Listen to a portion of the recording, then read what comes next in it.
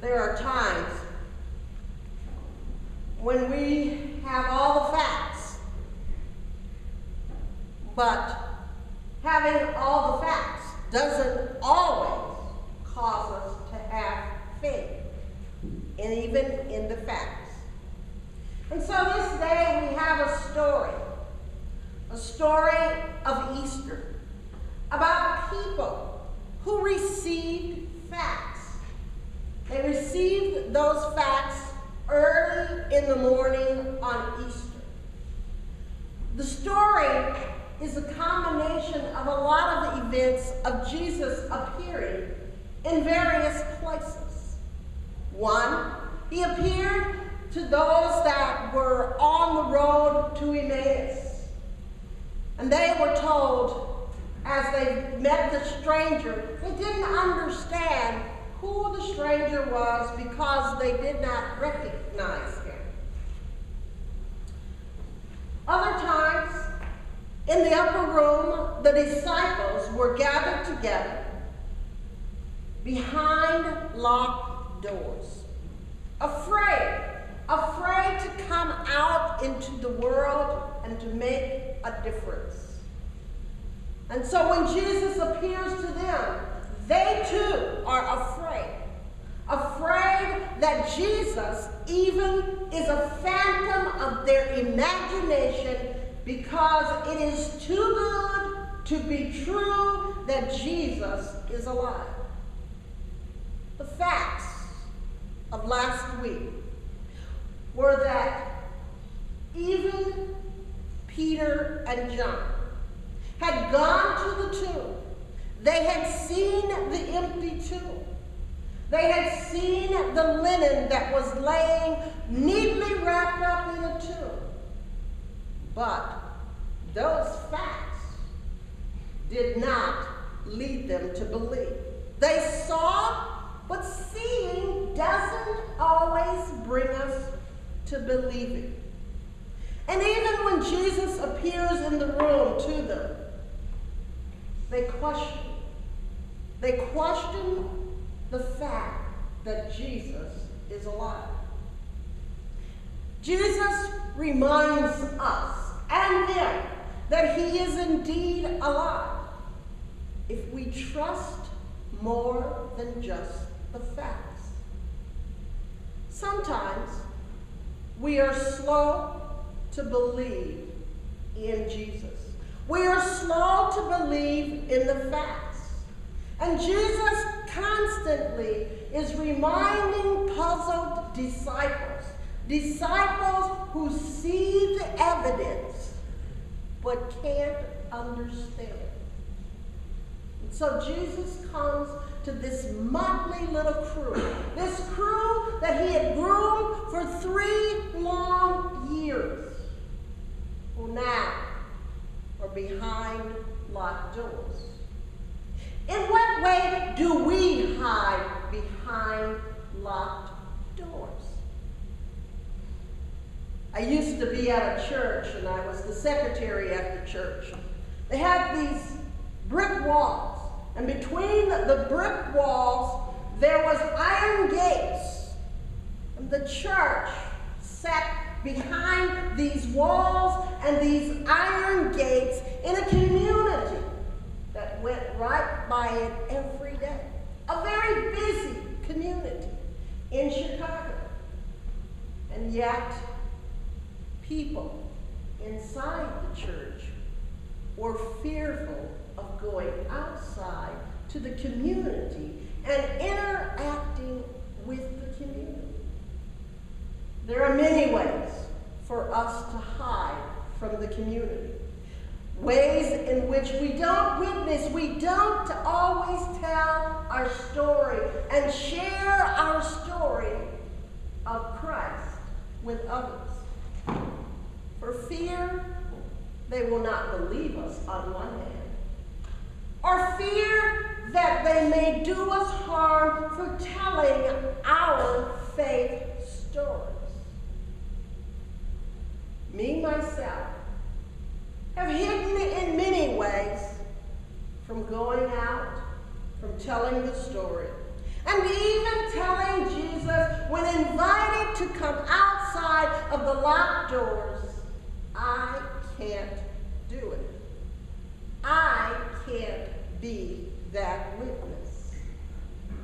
And yet, in the fears, whatever our fear is, Jesus comes and speaks that word of peace. Peace be with you. He gives them. Here are disciples gathered in a room, not only afraid of the community, but perhaps afraid and ashamed of how they had abandoned Jesus. And yet, when Jesus appears, he does not condemn.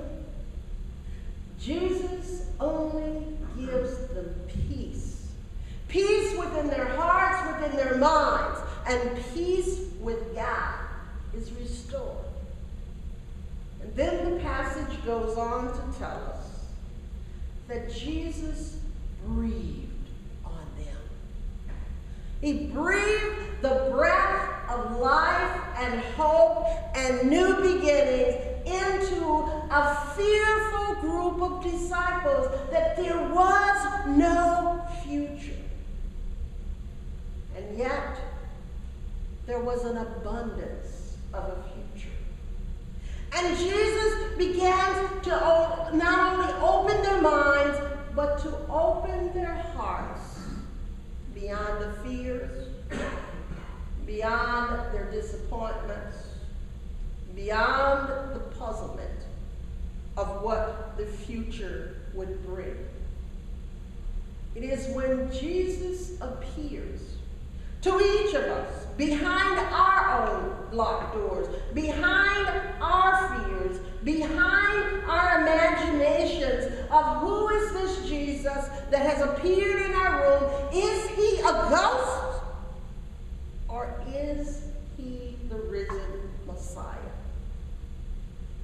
Jesus comes to bring us peace, to bring us hope, and to restore our relationship by saying, peace be with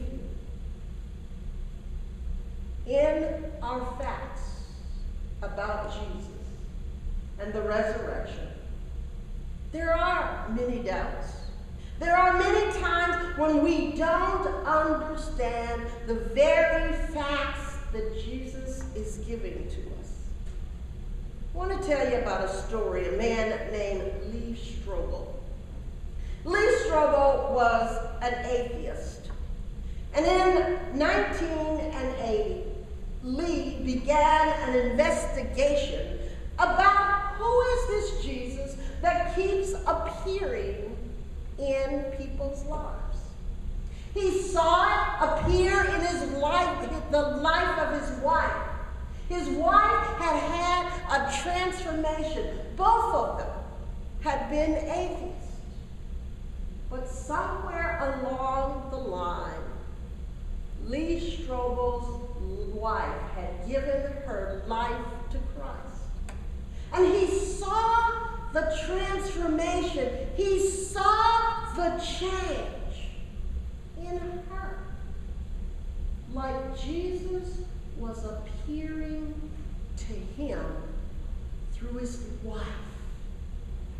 Jesus appears to others through us.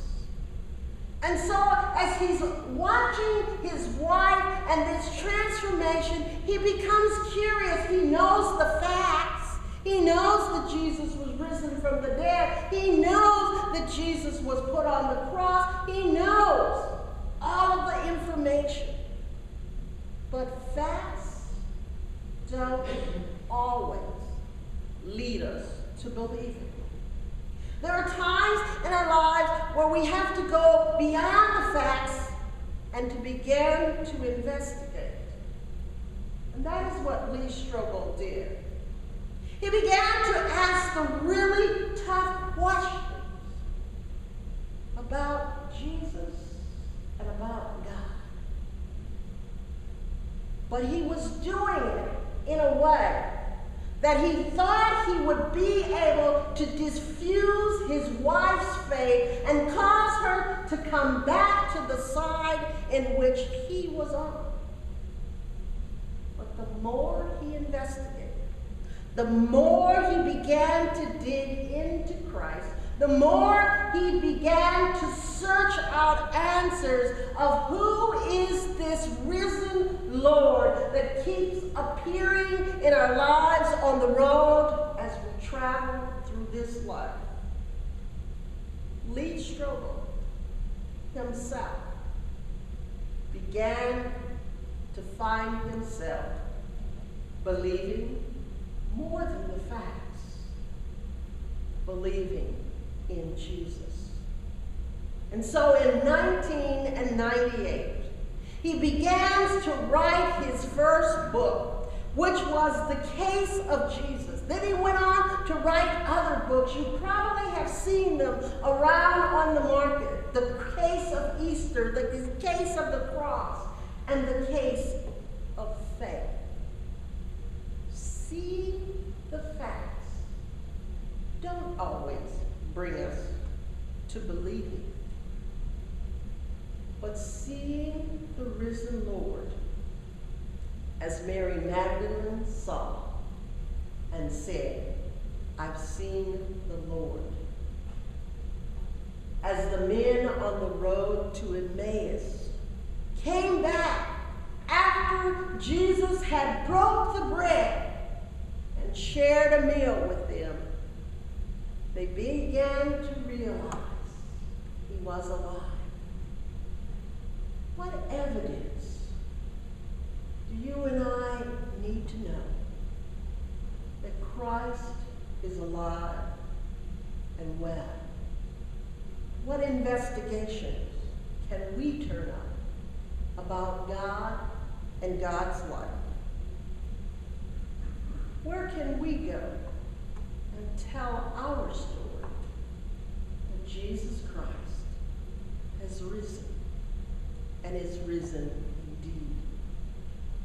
Jesus took these 11 disciples, and began to transform their lives with just the word of peace and the breath of God upon them. It is because of these 11, fearful of the outside, fearful of the word, fearful that they don't get it right, but somehow, by the time they reach Pentecost Sunday, they get it right. Jesus Christ can work in you and me, and in spite of our weaknesses, in spite of our doubts, in spite of our lack of understanding, God can create and change the world through ordinary people like you and I. That's the Easter story. We are the Easter people, called to share the love of Christ in a world that does not know yet that peace, that understanding, that grace of God as a resurrected Lord in our lives. Our challenge this day, to go tell our story. Not be afraid that Jesus is offended, and know for sure who Jesus is.